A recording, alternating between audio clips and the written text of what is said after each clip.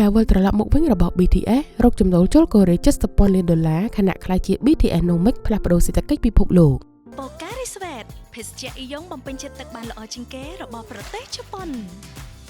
Pocari Sweat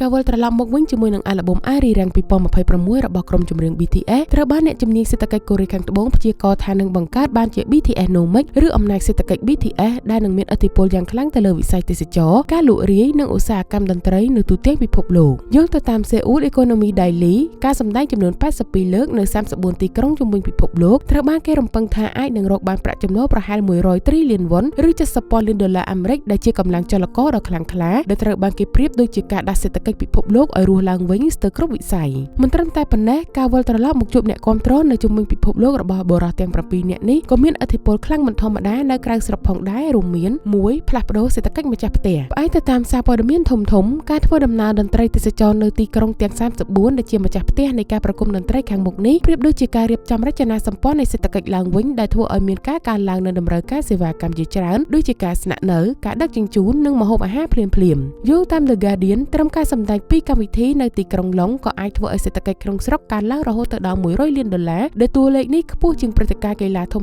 ៗមួយចំនួនទៅទៀតចំណែកឯនៅប្រទេសប្រេស៊ីលវិញក៏មានការរាយការណ៍ផងដែរថាមានការកើនឡើងរហូតដល់600ដងនៃការស្វែងរកសម្បត្តិឡានក្រុងទៅទីក្រុងសាវប៉ូឡូភ្លាមៗបន្ទាប់ពីមានការប្រកាសដំណើរប្រគំតន្ត្រីទេសចររបស់ BTS 2. ការផ្លាស់ប្ដូរឧស្សាហកម្មតន្ត្រីកម្រិតសកលការវិលត្រឡប់មកវិញជាមួយនឹងអាល់ប៊ុម Arirang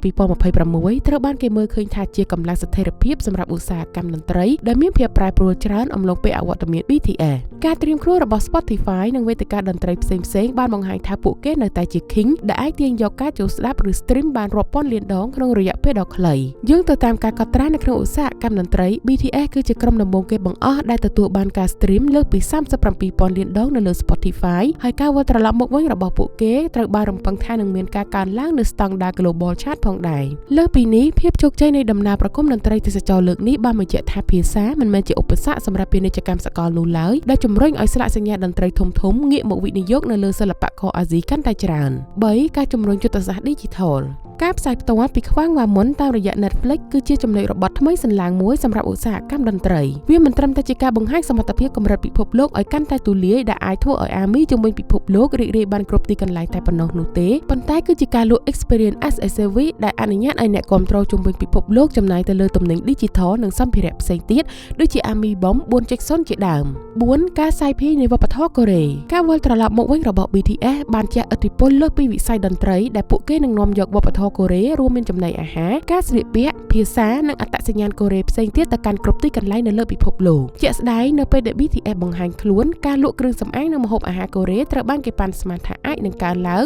នៅចន្លោះ 20% ទៅ 30% ជាមធ្យមនៅតាមបណ្ដាប្រទេសដែលពួកគេបានទៅដល់លើពីនេះឥទ្ធិពលនេះក៏ជាសញ្ញាវិជ្ជមានសម្រាប់ brand លំដាប់ពិភពលោកដូចជា Samsung, Louis Vuitton, Celine, Calvin Klein និង brand ផ្សេងទៀតដែលអ្នកទាំង7ជា BA ផងដែរដូច្នេះសម្រាប់ប្រទេសណាដែលអាចទទួលបានឱកាសធ្វើជាម្ចាស់ផ្ទះនៃការប្រគំតន្ត្រីទេសចររបស់ BTS នាលើកនេះគឺប្រៀបដូចជាការទទួលបានឱកាសដ៏ធំនៅក្នុងការស្ដារសេដ្ឋកិច្ចរបស់ខ្លួនឡើងវិញក្នុងរយៈពេលដ៏ឆាប់រហ័សអំឡុងពេលដែលវិបត្តិសេដ្ឋកិច្ចសកលកំពុងតែមានភាពមិនប្រកបប្រជានិងការធ្លាក់ចុះនៅកម្លាំងទិញពីអ្នកប្រើប្រាស់ BTS Nomic នឹងក្លាយទៅជាអ្នកជំរុញឲ្យមានភាពសកម្មឡើងវិញនៅវិស័យទេសចរនិងសេវាកម្មក្នុងស្រុកដើម្បីជំរុញកំណើនចំណូលជាតិឡើងវិញ Pocari Sweat ភេសជ្ជៈអ៊ីយ៉ុងបំពេញចិត្តទឹកបានល្អជាងគេរបស់ប្រទេសជប៉ុន